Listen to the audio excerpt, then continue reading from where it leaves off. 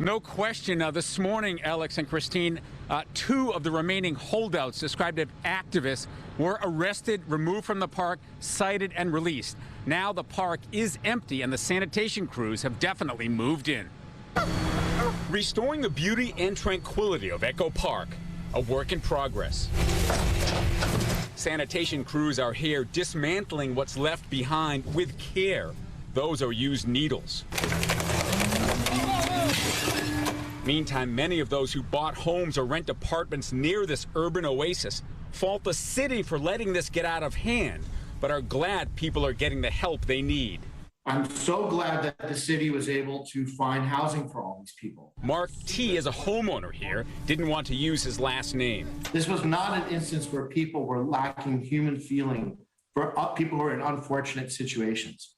The thing is that that unfortunate situation benefited nobody. Who did it benefit? There's only one group I can think that it benefited, and that was the activists. Yes, last night, another protest, hundreds facing off with police arguing against the closure and relocation. Today, Councilman Mitch O'Farrell, rather than focusing on how things got this bad, talked about all the people now in temporary housing. Everyone who has been there since January has known this day is coming. It was no secret. It wasn't even a secret in the community. And so the greatest care, concern has been put into this process, and I would say it's a real success. Meantime, police are still here guarding the now fenced-off perimeter.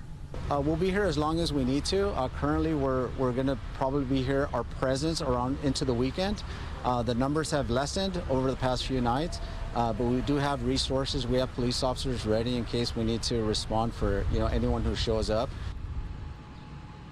Hundreds of police officers ready. Now, we talked about the number of people housed. The latest figures from the city under Project Room Key, that's that program we're talking about with hotel and motel rooms, about 200 people, Alex and Christine. Where has Mayor Garcetti been during this process? That's an excellent question. And at 6 o'clock, we'll hear from the mayor, whose people tell me he has been intimately involved with the strategy the whole way along. Live at Echo Park, I'm Phil Schuman, Fox 11 News. So, Phil, we think of homeless communities in pretty much every neighborhood here in Southern California. Could this happen elsewhere? We talk about this being a park due to closure, meaning it's going to reopen again.